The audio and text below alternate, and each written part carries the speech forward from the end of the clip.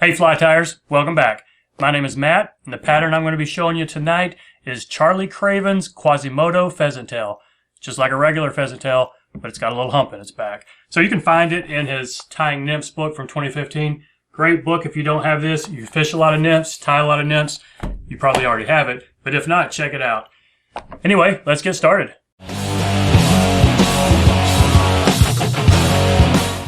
So I will explain the materials as I go and put the recipe in the description. So first off, I'm using a size 12. You can tie this from an 8 up to an 18. I'm using a size 12. It's just a little bit easier to see in the vise. I've got a 2.8 millimeter bead on it. It's a little bit big of a bead for this size. You could go to 2.4, but Charlie ties it with a little bit bigger of a bead, and I think it looks better as well. So I'm putting down some 015 weighted wrap. Let's break that off and get it pushed up there into the bead. Now this calls for brown thread. I've got UTC 70 denier in straight up brown. I'm going to build a little ramp right there. Take it up a few turns over here just to get this locked in. Take it back to the well around the bend of the hook.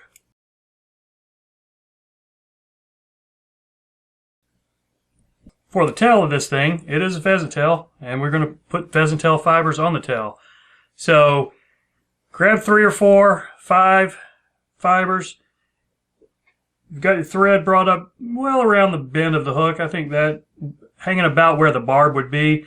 Now it's not a long tail, it's maybe just half the gap of the hook. So catch that in right there. Check your position. Looks good. So I'm going to go ahead and bury this in straight up here to where I started my wire wraps. Okay, that looks fine. Now let's take it on. Well, before we get to the back, let's go ahead and put in our pearlescent flash. Catch it in up here where you stopped your thread. On the top, if you can get it, we're going to wrap it all the way back along the top to the start of the tail. Don't want it to get too far to the side because we're going to be wrapping it. We want it, it's kind of a, not a flashback, but sort of a flashback, so okay. That looks fine right there. When I flip it over, it's going to be on top of the hook. Next up is the rib.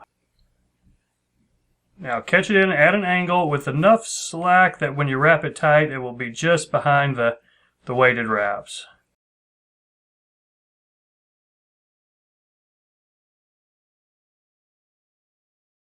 Okay, now the next component is, it's going to be the body that we wrap. So it's more pheasant tail fibers.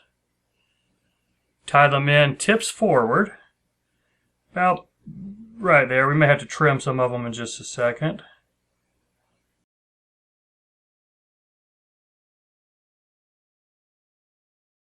That's going to be the body. So 6 of them will be a pretty wide swath as we wrap it up. So go ahead and catch this in up here. We'll trim these tips off right here. Okay, now I'm going to go ahead and build a little bit of a taper going between that thread base and the weight.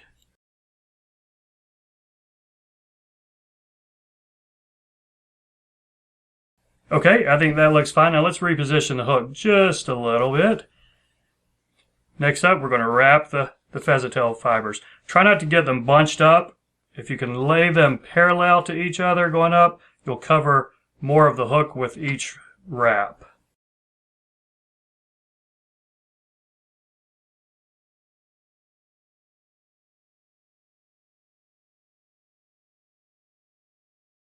So when you get it up there to where you started your weight, go ahead and snip it off. Catch these in a little better there. Now we're going to bring this pearlescent strip of flash straight up along the top.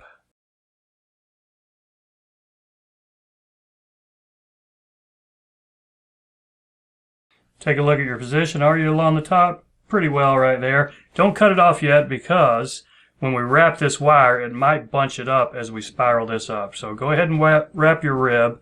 Counter wraps to how you did the pheasant tail fibers.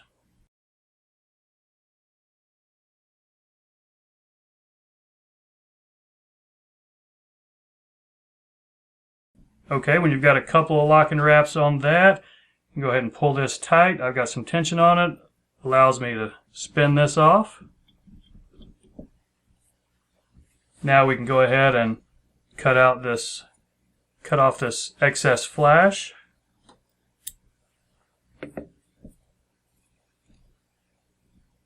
Just get a little base going on to a little bit back. That's where we're going to start the thorax. So take that extra piece of flash you had on the wrap, and this is going to be our flashback. We're going to cover it on the thorax. So catch it in. We'll take the thread up just a couple more turns. Catch it in about midway, right there, and then pull it back. So pull them back, not directly on top of each other, maybe one to the side of the other, so that when we wrap the flashback, they will be just a little bit beside each other. If you can see that, they're not completely, but that'll work. So the next piece is going to be the actual shell. So about 4 or 5 more pheasant tail fibers. Catch this in and take it right back there to where we started the pearlescent flash. Go ahead and trim these tips off. Our next piece is going to be some peacock herl. Now you could use standard strung peacock herl, but if you have one of these, a real eye, take a couple of fibers from just under the eye. They're a little bit thinner, and on this fly it ends up looking a little bit better. You can certainly use standard strung peacock herl, but I think these thinner ones look just a little bit better on, you know, size 14 or smaller hooks.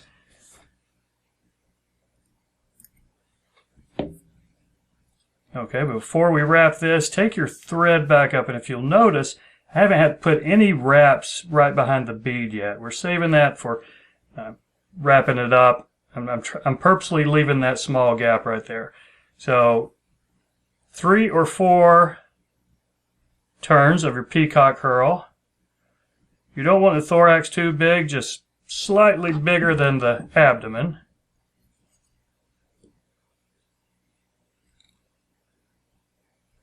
Okay, still trying to keep out of that gap between the hook and the weighted wraps as best I can. We'll start filling it in quick enough.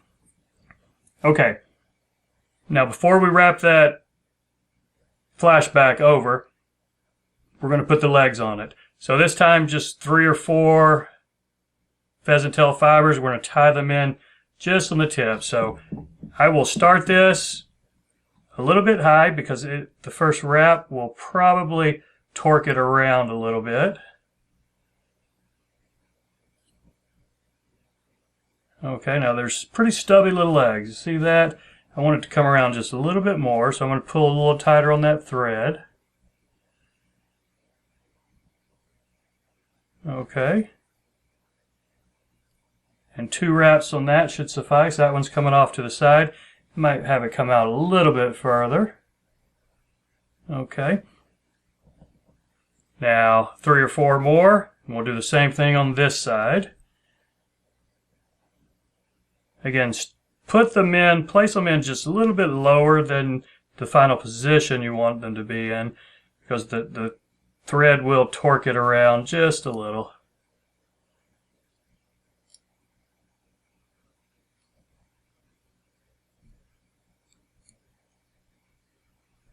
Okay, take a bird's eye view of that. We've got the legs coming off on the side. They look okay. We'll go ahead and trim the butt ends of these fibers off. Down there as close as you can get. It'll help keep the head clean. Now wrap these 6 or so pheasant tail fibers over the first piece of the to flash back the shell. So I'm going to put 2 wraps and then take a look. Okay, I think that looks right about where I want it. We can go ahead and trim these off. Now the pearlescent tinsel here, this flash. Remember, this is 2 strands, so it's going to be a little bit wider.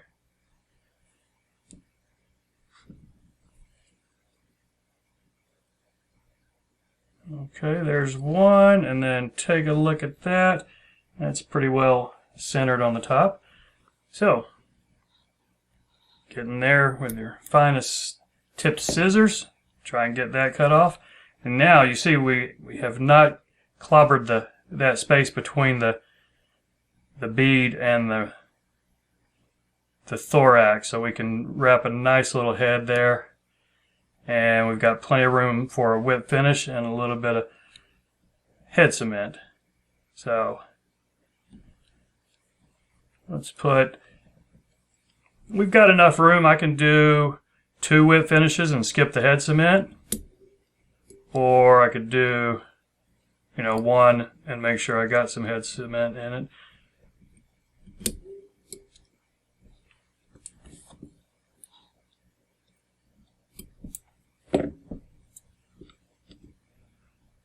Little bit of fluff on there. But there you have it, folks. Charlie Craven's Quasimodo Pheasant Tail. It's not a terribly difficult tie. It takes a little while because there's a lot going on, but there's no really advanced concept on it. Thanks for watching. I hope you enjoyed it. I hope you will consider subscribing. So that's all. We'll see you next time.